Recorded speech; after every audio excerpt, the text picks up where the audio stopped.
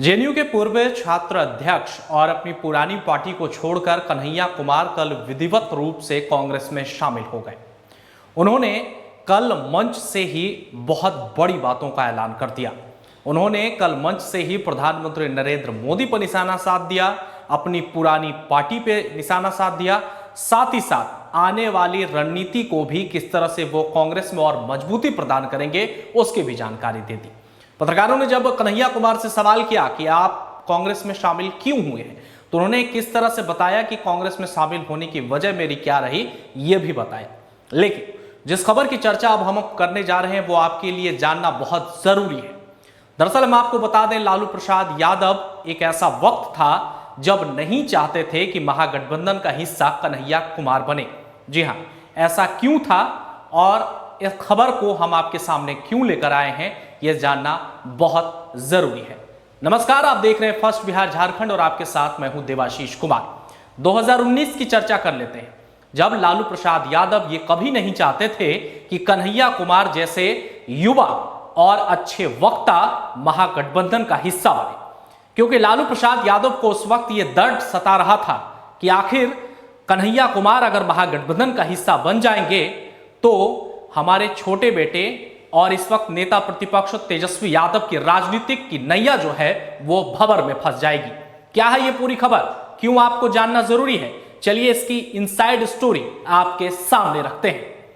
दरअसल RJD supremo Lalu Yadav ने 2019 के लोकसभा चुनाव के दौरान जिस कन्हैया कुमार को महागठबंधन में एंट्री नहीं दी थी, वही कन्हैया कुमार अब कांग्रेस में शामिल होकर बिहार महागठबंधन का हिस्सा बन चुके हैं।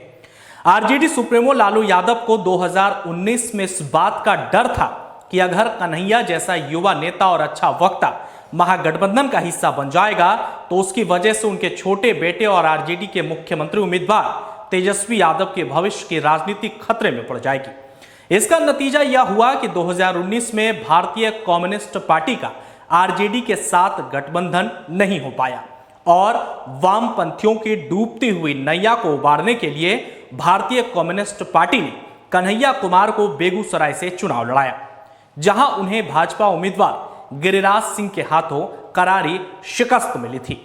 हालांकि 2020 में बिहार विधानसभा चुनाव के वक्त लालू ने लोकसभा चुनाव वाली गलती को नहीं दोहराया और सभी वामपंथी दलों के साथ गठबंधन किया।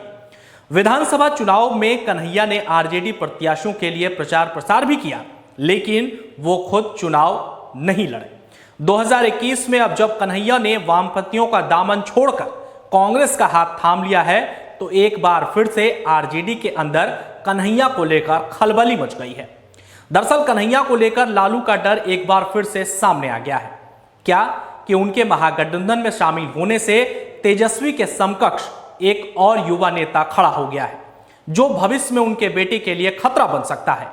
यहां गौर करने वाली बात यह है कि महागठबंधन के घटक दलों में कोई बड़ा चेहरा नहीं होने की वजह से और आरजेडी के सबसे बड़े घटक दल होने की वजह से सभी पार्टियों ने तेजस्वी को ही महागठबंधन का नेता माना हुआ है।